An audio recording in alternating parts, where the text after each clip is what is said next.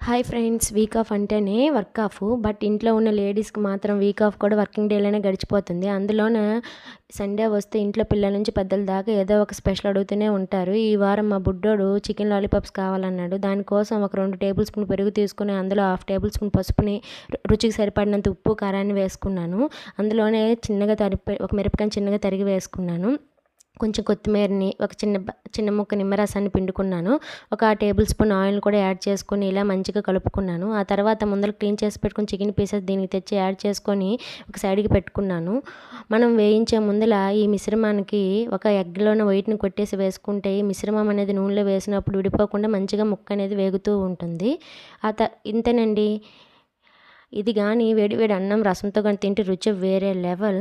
నేనైతే ఎప్పుడు లాలీపాప్స్ ఇలాగే చేసుకుంటాను అండి. ఈ వారం మీ స్పెషల్ ఏంటో కామెంట్ చేయండి. వీడియో నచ్చితే సబ్స్క్రైబ్ కూడా చేయండి.